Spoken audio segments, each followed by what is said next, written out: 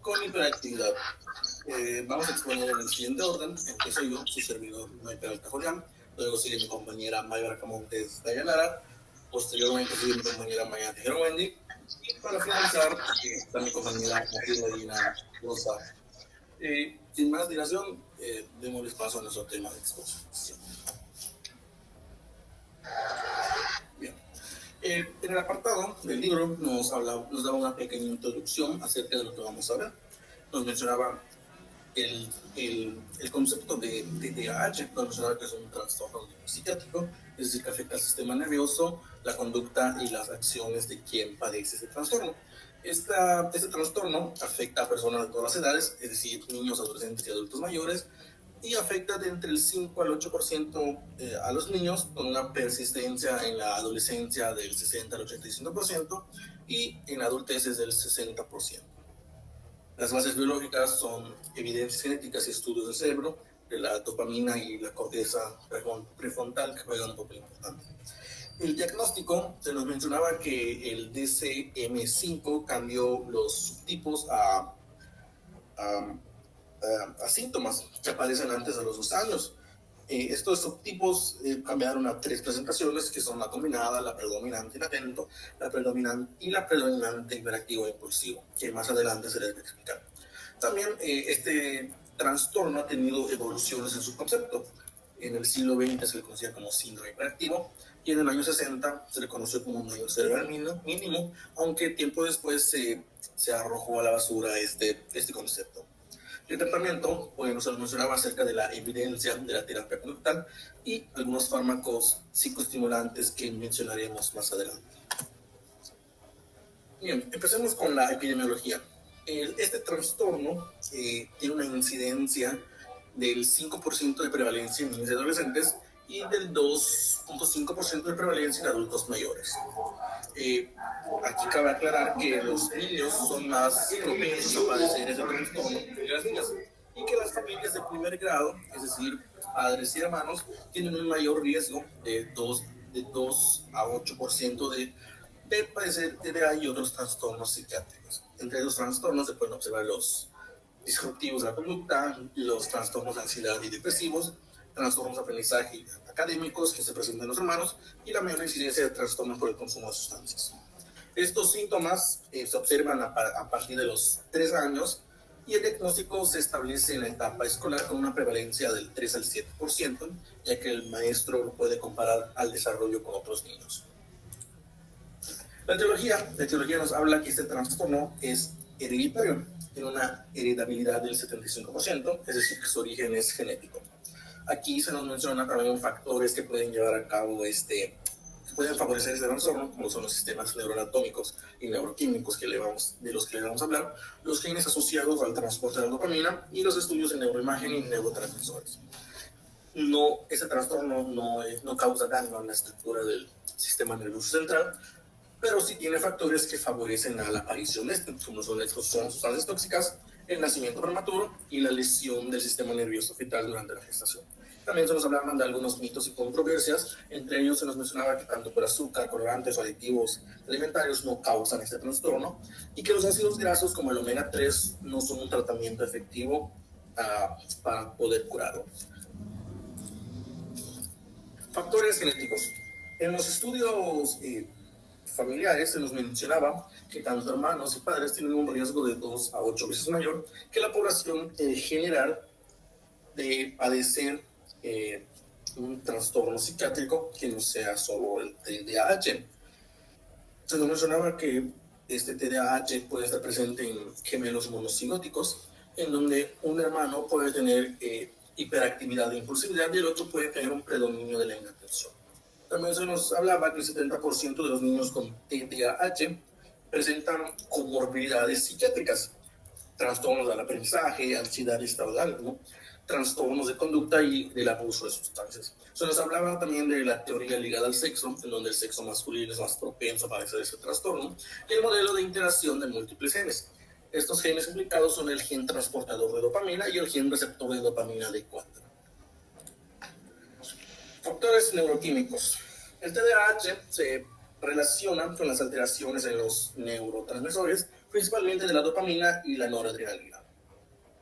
La corteza prefrontal o prefrontal juega un papel clave en la atención y el control de impulsos, mientras que el locus ceruleo, formado por neuronas o noradrenérgicas, también es fundamental en la regulación de la atención. En cambio, el sistema neuroadrenérgico nos mencionaba que tiene un componente central, en este caso sería el locus ceruleo, y uno periférico que sería el simpático.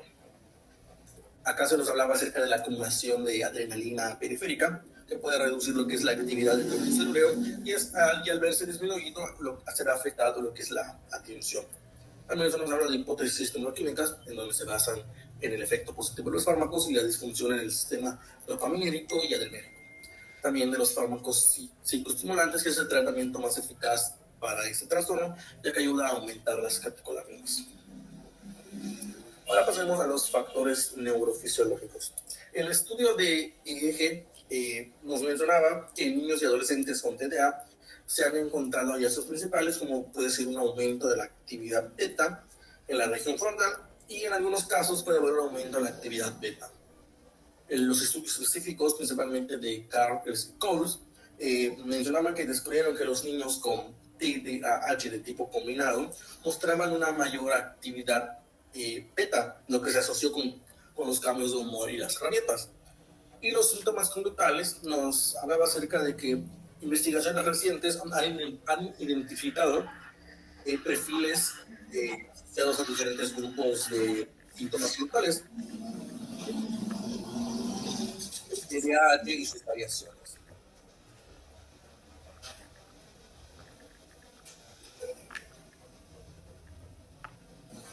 Bueno, pues continuamos con los factores neuroanatómicos. Pues aquí se le realiza, de acuerdo a diversas investigaciones, se han planteado que existen redes dentro del cerebro que estimulan los componentes de atención, como lo que es la concentración, la atención sostenida y la flexibilidad para cambiar lo que es el foco de atención. Aquí pues se describen lo que son las correlaciones neuroanatómicas para las cortezas superior y temporal con la concentración, como se puede observar en la imagen. Pues aquí las regiones parietal externa y el cuerpo estriado con las funciones ejecutivas motoras, así como el hipocampo con la codificación de huellas de memoria, la corteza prefrontal con el cambio de un estímulo a otro. Otras hipótesis sugieren que el tronco encefálico, que incluye la función de los núcleos talámicos reticulares, pues participa en lo que es la atención sostenida. Y pues de acuerdo a estudios o revisión de imágenes de resonancia magnética o tomografía computarizada o por emisión de positrones, pues sugiere que las poblaciones de niños con TDAH muestran lo que es un volumen y actividad disminuidos en las regiones prefrontales, así como una circunvolución simulada anterior, el lobo pálido, el caudado, el tálamo y el cerebro. Y pues como les mencionaba antes, en esos estudios de tomografía de positrones, lo que se le realizó a chicas adolescentes con TDAH, pues muestran un metabolismo de la glucosa globalmente disminuido en comparación con ambos sexos que no tienen TDAH. Y aquí pues una teoría que postula que los lóbulos frontales de los niños con TDAH pues no pueden realizar de forma adecuada su función inhibidora sobre las estructuras cerebrales inferiores, lo que causa una desinhibición. Pues aquí en la imagen se puede observar. Siguiente, por favor. Siguiente, por favor. Bueno, perdón. Factores evolutivos y psicosociales. Pues en los factores evolutivos se han visto índices elevados de TDAH en niños nacidos que nacieron de forma prematura o cuyas madres han presentado infecciones durante su embarazo. También o los que tuvieron lesiones cerebrales perinatales durante los primeros años de vida causados por alguna infección, alguna inflamación o algún traumatismo, así como estos son algunos factores que influyen en la aparición de este trastorno. También está incluido algunos medicamentos como la eritromicina o antibióticos de tetraciclinas pueden afectar a esto. Y pues aquí, de acuerdo a los datos que pude leer en los datos de la bibliografía, pues se desprende que septiembre es un mes con una incidencia alta de nacimientos de niños con TDAH, así como algunos trastornos asociados a este o sin ellos. Y en los factores psicosociales, pues aquí podemos observar que el abuso crónico grave, un maltrato en los niños o falta de cuidados se asocian con determinados síntomas de conducta en estos niños con TDAH, incluyendo una baja atención o un poco control de los impulsos, y también pueden tener factores predisponentes del el temperamento del niño, así como en estos incluyen lo que son los factores genéticos o familiares. Siguiente, por favor. ¿Cómo podemos diagnosticar el TDAH? Pues aquí los principales signos son la falta de atención, la hiperactividad, impulsividad, que se pueden encontrar tras una historia de los patrones de su desarrollo mediante la observación directa del niño, la capacidad para prestar atención, estar muy rápido y todo eso. Pues pues es muy importante para diagnosticar a los niños que los profesores o nos digan, o sea, nos digan, le digan a los padres, informen cómo están yendo los niños en la escuela, si se les dificulta aprender o no, o cómo se comportan. Así como también es muy importante realizar una exploración mental al niño con TDAH. Pues igual este niño puede reflejar un estado de ánimo deprimido, o puede llegar a presentar lo que es una pequeña una depresión.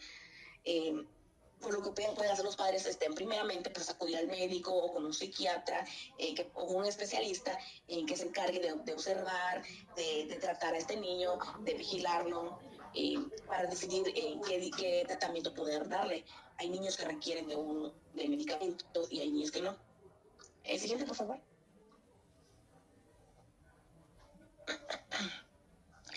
Bueno, el cuadro clínico, pues aquí, pues como les decía anteriormente, esto puede comenzar en la pues rara vez se conoce que el niño se le presente cuando empieza a deambular, ya que los niños lactantes pues llegan con TDAH, pues llegan a presentar, empiezan a llorar o duermen poco o son muy activos en su cuna o los tengan.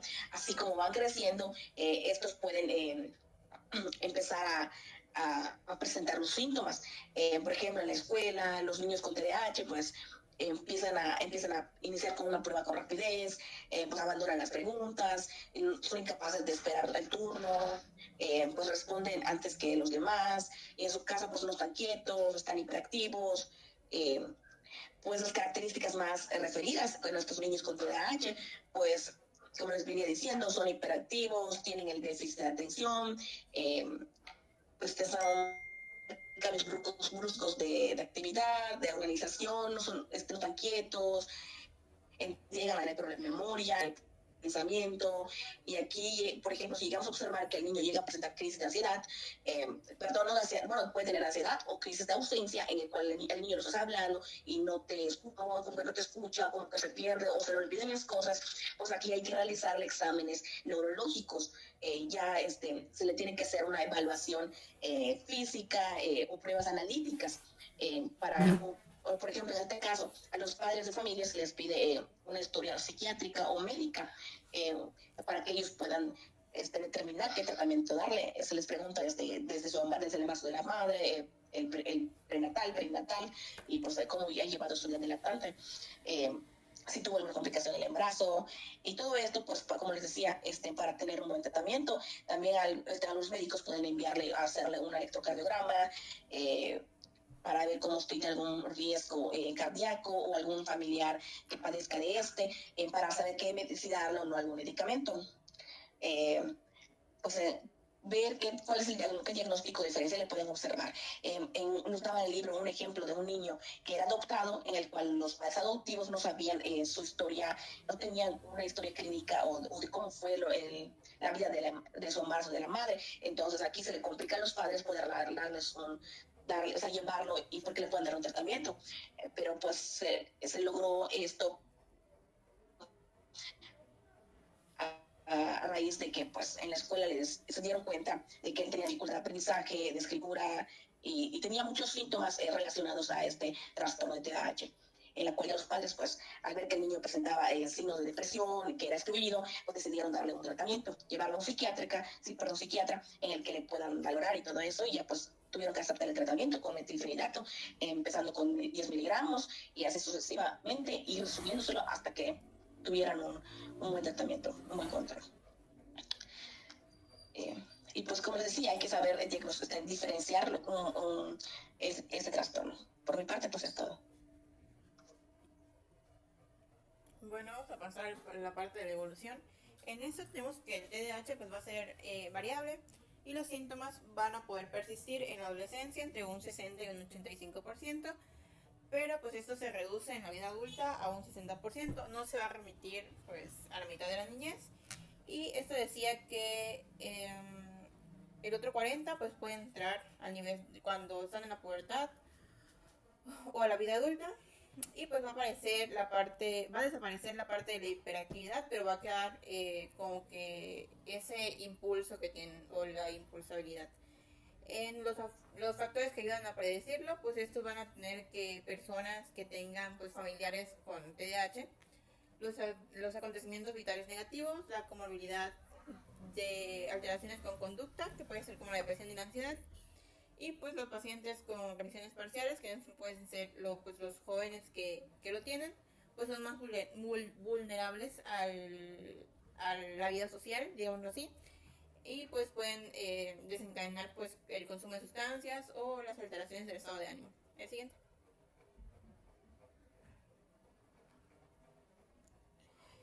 Entre esto tenemos que pues los adolescentes con TDAH pues van a tener un mayor riesgo con problemas de conducta y que pues la mayoría de estos niños van a enfrentar pues problemas sociales, que es lo que hace que aumente los trastornos psiquiátricos y los conflictos en escuela, en compañeros y casa, bueno, digamos que en su entorno, ¿no? El mejorar el pronóstico pues va a requerir fortalecer la vida social, reducir la agresividad y optimizar el entorno. Si esto aparece entre los 12 y los 20 años, va a poder dejar pocas secuelas. El pronóstico de este en niños pues, va a depender de la psicopatología asociada, que pues, pueden ser problemas de conducta, inadaptación social y un entorno familiar caótico. El siguiente.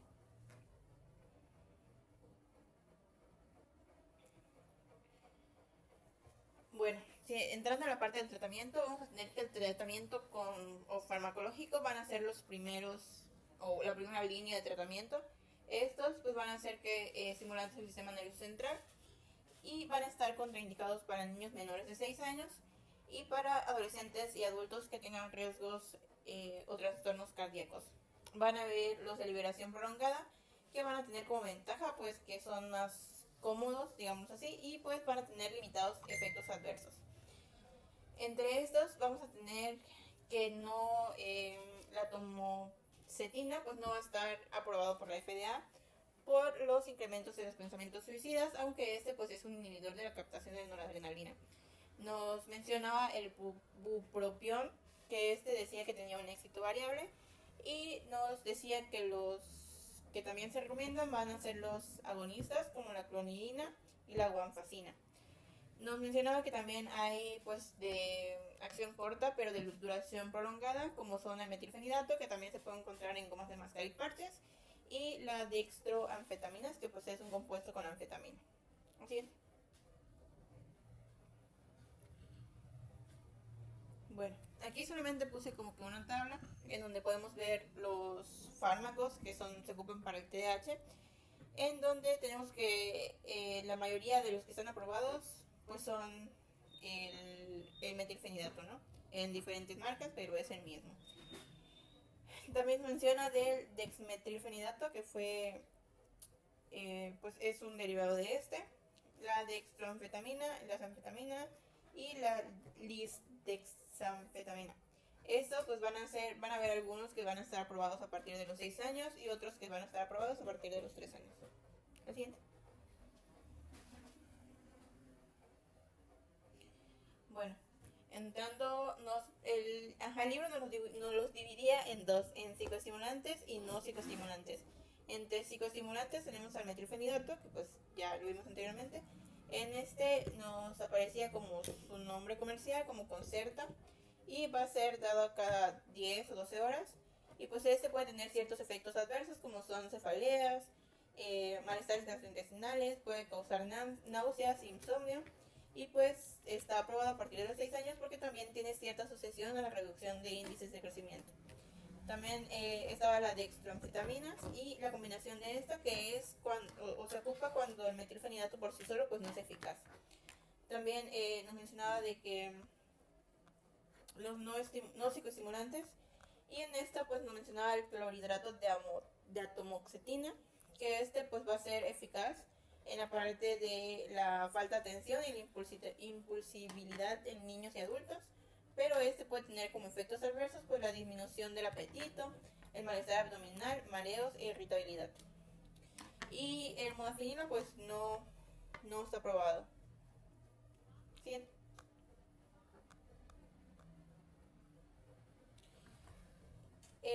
También mencionaba de cómo se iban a tratar los efectos adversos de los psicoestimulantes. Este dice que la mayoría de ellos pues suele tolerarse bien, pero sin embargo puede tener ciertos efectos adversos leves, como son la pérdida de apetito, el insomnio y la cefalea. Para el insomnio nos mencionaba que puede darse difenidramina de un 25 a un 75 miligramos, drazodina de un 25 a 50 miligramos. Y para la vigilancia y tratamiento decía que la medicación de estos pues puede causar un aumento moderado de la presión arterial y de la frecuencia cardíaca. Y para esto nos mencionaba que tenía que haber una guía de práctica, que esta sería pues empezando por la exploración física, la presión arterial, la frecuencia cardíaca, la talla y el peso. Pero esto dice que pues también se debe vigilar en el hecho de la frecuencia y la presión cada cita o cada 3 meses, y la talla y el peso pues va a ser evaluado cada 6 meses. Siguiente.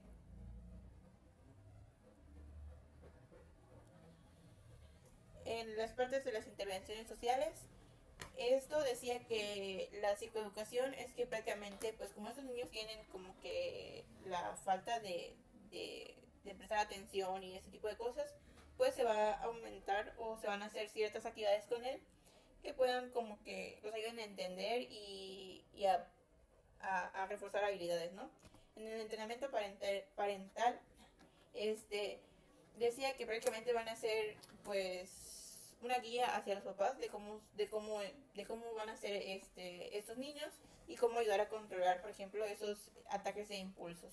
En la modificación de conductas, pues prácticamente es en hacerle entender al niño que las conductas que tiene o que hizo pues no son del todo correctas. Y igual que la terapia cognitivo-conductual es eso, hacer entender sobre las ciertas conductas que el niño puede llegar a tener, ¿no? Y el entrenamiento de habilidades sociales pues prácticamente es que el niño pues pueda llevarse con su entorno. Siguiente.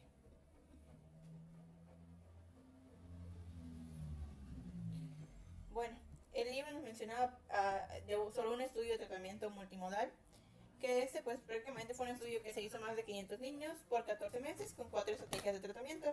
El primero prácticamente fue un manejo médico con dosis y con placebos, que esos fueron dados 3 veces al día con unas visitas mensuales de 30 minutos, y la terapia conductual. El segundo es la terapia conductual, que son las sesiones para los padres, programas de verano, intervención de clases y una consulta con el profesor. El tercer tratamiento prácticamente era la combinación de los dos anteriores, y el cuarto pues solamente era como que la atención comunitaria, ¿no? El estudio pues dio como resultado que el tercer tratamiento era el que reducía los síntomas.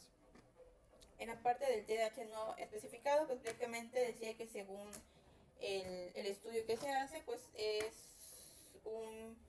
van a ser personas que van a tener síntomas como la falta de atención y la hiperactividad, pero no cumplen todos los criterios para que sea considerado como TDAH. Siguiente.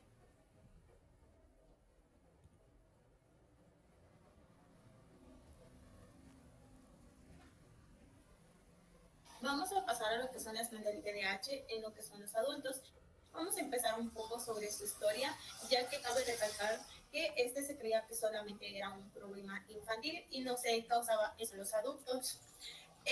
Ya que se debía a un retraso del desarrollo del control de los impulsos. Posteriormente, a partir de lo que es la década anterior, ya se empezó a aceptar y se empezó, como quien dice, a aumentar la conciencia pública de que también las personas adultas podían presentar este TDAH. Posteriormente, el seguimiento longitudinal demostraba que aproximadamente el 60% de los niños que tenían TDAH iban a tener también una alteración persistente en lo que es la edad adulta, teniendo pues síntomas similares. Y también se demostró que en estudios genéticos de neuroimagen, neurocongenitivos y farmacológicos, que esos hallazgos que presentaban los niños con TDAH también se iban a replicar en lo que son los adultos con este mismo trastorno. Continuando con esto, menciona lo de la ausencia el aumento de la conciencia, que ya se los abarqué anteriormente. La siguiente, por favor. Ahora entramos en lo que es la epidemiología. Según la epidemiología, a diferencia de lo que nos dijo nuestro compañero Julián, esta va a tener una prevalencia del 4% en lo que es la población y se va a diagnosticar referente a las declaraciones del Esto se va a deber a que pues no van a ir al colegio, en donde los van a poder observar sobre sus comportamientos, pero nosotros como futuros médicos sí vamos a poder diagnosticarlo, y que como dice bien esto, nos van a declarar los pacientes, o también lo podemos diagnosticar referente a su conducta durante lo que es la consulta médica. Pasando a lo que es la etiología, esto usualmente mencionaba que iba a ser genéticamente y iban a haber estudios que iban a demostrar que, por ejemplo, en una neuroimagen mencionaba que iba a tener un menor consumo metabólico de la glucosa prefrontal en lo que es el PEP. Esto se iba a ver muy diferente a la persona con un TDAH a una que no tuviera el TDAH. También los estudios de SPED mencionaba que iba a haber un aumento de la densidad del trastorno de dopamina, el cual se iba a asociar en el estriado del cerebro. Y por último, el tratamiento estándar, que usualmente se utilizan psicoestimulantes, como por ejemplo el metilfenidato, el cual iba a servir para que se bloquee la actividad del GAD y esta tenga una normalización de la región cerebral de los pacientes con TDAH. La siguiente, por favor. En el diagnóstico y cuadro clínico, hay que tener en cuenta que los síntomas de falta de atención y manifestaciones de ansiedad se mencionaban o se consideraban anteriormente o actualmente también, que es un núcleo de trastorno. Y también menciona que Paul Wender, en lo que es la Universidad of Utah, en lo que es 1970, empezó a trabajar con lo que son los adultos con TDAH. Hizo unos criterios que posteriormente se los voy a medio leer y bueno, seguimos. Lo que son los signos residuales, menciona que pues iban a tener signos residuales los adultos mayores, bueno, los adultos con TDAH, como es el trastorno de impulsividad y el déficit de atención. Y también iban a presentar depresiones reactivas, en las cuales se iban a caracterizar porque van a tener un bajo nivel de autoestima, también alteraciones de su rendimiento, el cual van a afectar tanto su función laboral y social. Por ejemplo, como ya bien mencionó nuestra compañera Dayanara, van a tener signos y síntomas referente a que no se van a poder organizar, van a tener una falta de atención, los cuales van a interrumpir estas conductas laborales. Y repasando los criterios de la UTAN para el trastorno de TDAH, mencionaba que iba a haber diagnóstico retrospectivo de TDAH en lo que es la niña, se iban a cumplir dos criterios, el estricto y los laxos. Y posteriormente también las características del adulto se iban a tener 5 adicionales, incluyendo dificultades actuales por la falta de atención e hiperactividad. Y van a tener que tener al menos 3 de las siguientes, como es la falta de atención, la hiperactividad, la habilidad emocional, la irritabilidad, el mal genio, la falta de tolerancia, el estrés, la desorganización y la impulsividad. También menciona unas exclusiones, en las cuales no se va a diagnosticar ese TDAH, va a ser en presencia de una depresión grave, una psicosis o un trastorno de gravedad de la personalidad. La siguiente, por favor. En lo que es el diagnóstico diferencial, iban a tener los pacientes síntomas de falta de atención, imposibilidad de una larga evolución y no van a ser episódicas. También iban a tener una superposición como con la hipotamia, hipomanía, el trastorno bipolar 2, la ciclotimina, que iban a entrar en debate y también iba a ser difícil desentrañar de modo retrospectivo. Posteriormente iban a tener episodios secretos de hipomanía y manía con o sin periodos de depresión, en el cual iba a organizarse lo que es el trastorno del estado de ánimo. Y posteriormente también menciona que puede coexistir el trastorno de ansiedad. En la siguiente, por favor. Vamos a seguir con lo que es la evaluación y el pronóstico. En esta menciona que iba a tener una prevalencia del TDAH disminuyente con lo que es el tiempo, y también los niños diagnosticados inicialmente con TDAH combinado iban a presentar mucho menos síntomas de impulsividad hiperactivos al crecer. Esto quiere decir en los adultos, como es el trastorno de inatento. Posteriormente menciona que va a tener mucho más altos los índices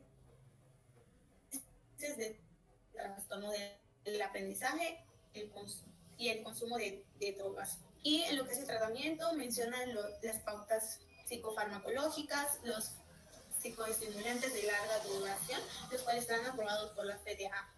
Y estos iban a tener una respuesta positiva, iban a mejorar su atención, el descenso de la impulsividad y una mejora en lo que es el ánimo. Y referente al tratamiento médico, nosotros como médicos teníamos que encargarnos de controlar la respuesta que pueda dar el fármaco y tenemos que ver que sí esté en sus cumplimientos terapéuticos. La siguiente creo que ya es todo. Gracias. Ese es el tema de hoy.